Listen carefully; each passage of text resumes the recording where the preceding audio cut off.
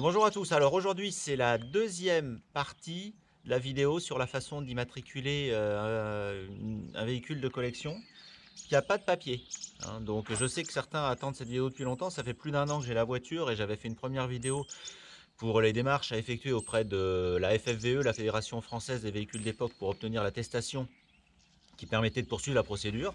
Donc ça va assez facilement, hein, vous pouvez aller la regarder. Là, c'est la deuxième étape, c'est le contrôle technique. Et en fait, c'est la seule des 3 étapes sur laquelle j'ai vraiment la main, où je peux faire en sorte que mon véhicule soit en état. Donc ça fait 14 mois que je bosse dessus, dessous, dedans, à côté, pour faire en sorte qu'elle roule. Quand je dis elle roule, c'est-à-dire qu'elle démarre, elle freine, elle tourne, elle a de l'éclairage.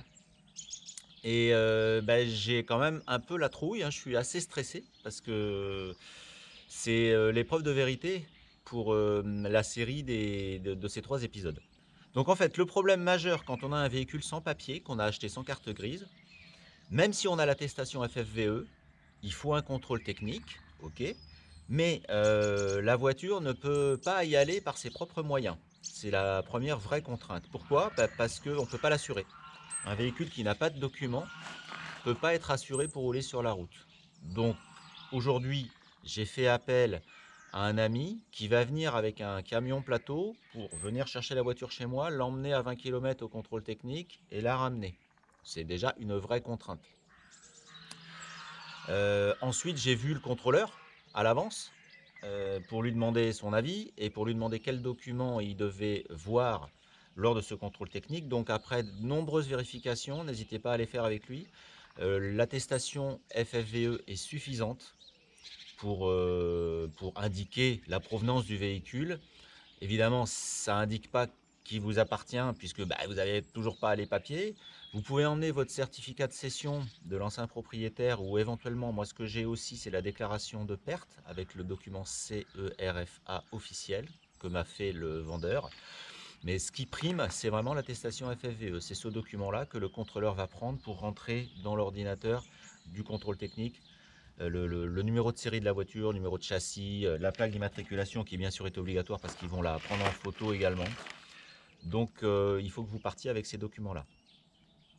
Ensuite, le deuxième gros souci dont j'ai pas vraiment la réponse, c'est est-ce que le contrôle technique doit être réussi sans défaut ou est-ce qu'on a le droit d'avoir un contrôle technique avec une contre-visite? Ça, sur les forums et sur les différents centres de contrôle technique et même dans les préfectures et autres, personne n'a pu me répondre. Même à la FFVE, c'est pas super clair. Il y en a qui m'ont dit tu auras 2 mois pour faire ta carte grise si tu as un contrôle technique réussi ou avec contre-visite, mais avec des défauts majeurs, mais pas critiques.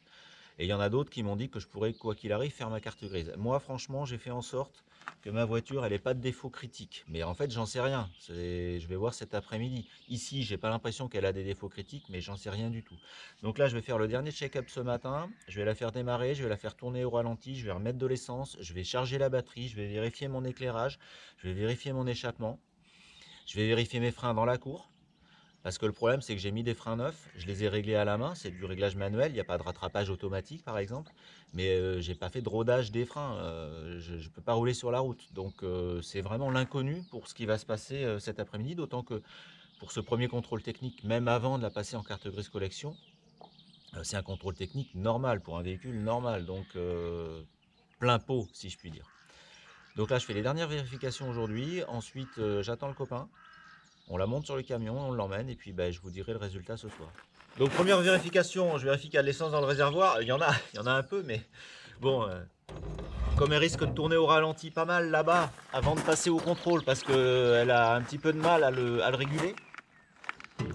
Donc je vais en remettre un peu au cas où, je vais en mettre 5 litres pour être sûr qu'elle en aura assez pour faire sa journée.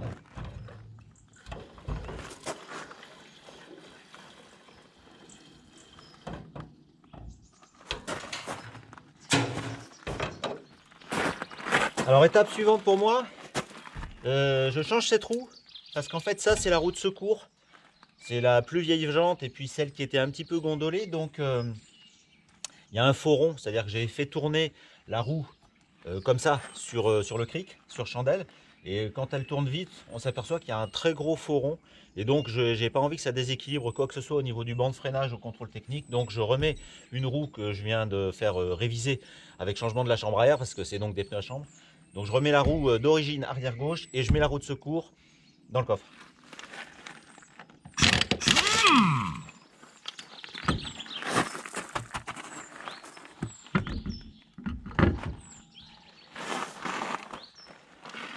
Alors, je vérifierai aussi que les 4 pneus ont la même pression.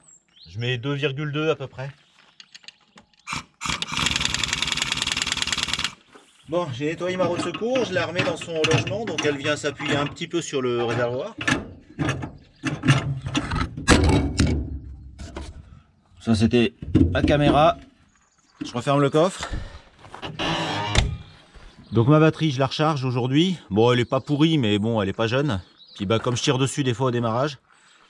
Donc voilà, elle est en charge, elle arrive dans le vert. Donc elle n'est pas au maximum, mais elle est quand même correctement chargée. Donc je vais démarrer ma voiture. Je vais vérifier l'éclairage, les clignotants, les feux avant, arrière. Les feux stop, je l'ai fait hier avec ma petite femme, donc elle a pu me dire que ça s'allumait derrière. Et puis après, je crois que je serai pas mal. Je vais la laisser tourner au ralenti aujourd'hui, ce matin, et puis cet après-midi, on la monte, on la charge sur le camion. Bon, j'y vais comme ça, hein, je vais pas... Il n'y a pas de langue de bois hein, avec moi, je vous dis la vérité, donc j'y vais comme ça, j'y vais sans filtre à air, parce que si j'ai besoin de mettre un coup de Star Pilot pour le démarrage, ça sera plus pratique. Le carbu sera à l'air libre. J'ai shunté mon circuit de chauffage évidemment, parce que le radiateur de chauffage, il est là dans la voiture, mais il est complètement pourri, donc ça fuit de partout.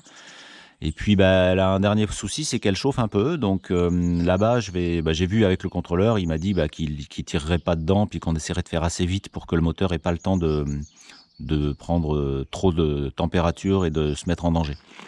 Donc on est bien d'accord que moi je fais les choses dans les règles, dans les normes, hein, je veux respecter la loi, donc c'est bien cette voiture que j'emmène et que je vais faire passer. J'essaierai de prendre une photo là-bas au contrôle, parce qu'il y a des gens qui vont vous dire de faire passer une autre voiture qui fonctionne à la place de votre voiture de collection sur le contrôle, qui a juste une question de masse, de poids à vérifier. Mais quand on est un citoyen classique qui respecte les règles, on ne fait pas ça, quoi. On emmène sa vraie voiture au vrai contrôle, quitte à être en difficulté s'il est négatif, mais on fait les choses bien, quoi. On est des humains responsables.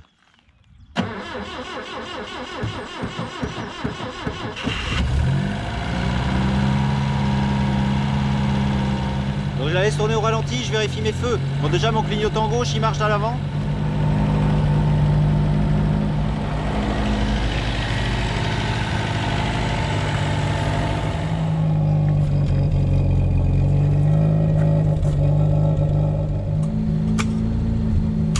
Je mets le clignotant à droite.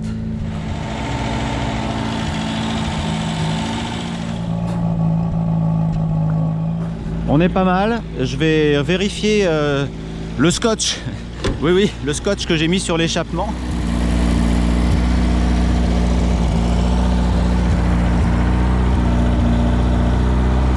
Donc je la laisse tourner comme ça au ralenti 20 minutes. Et puis après départ. Bon, bien sûr, si ça vous arrive, vous n'oubliez pas votre caisse à outils pour aller au contrôle technique.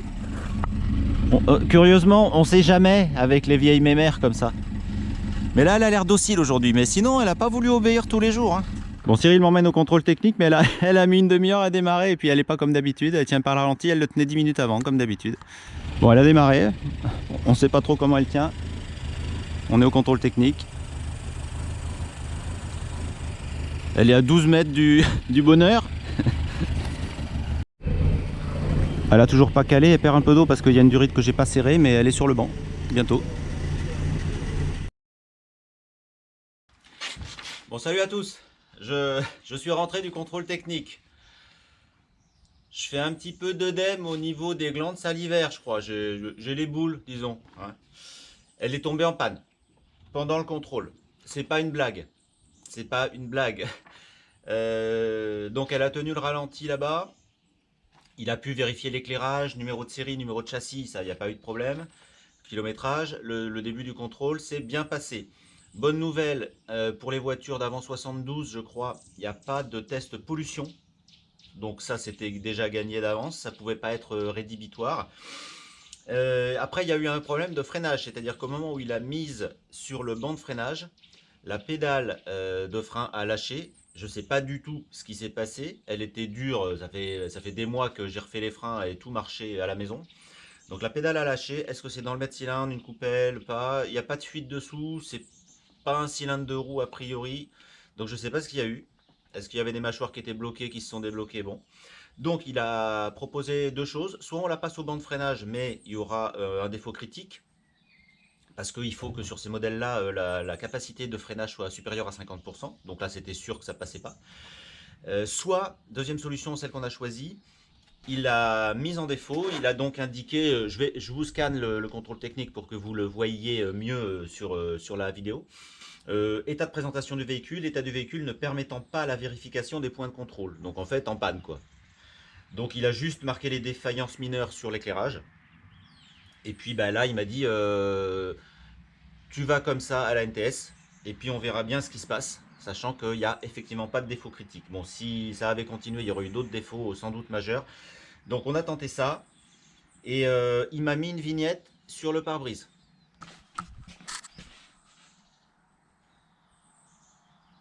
Donc ça me laisse a priori 2 mois pour effectuer les démarches auprès de la NTS sur internet avec tous les documents que j'ai, et puis bah, j'attends la réponse.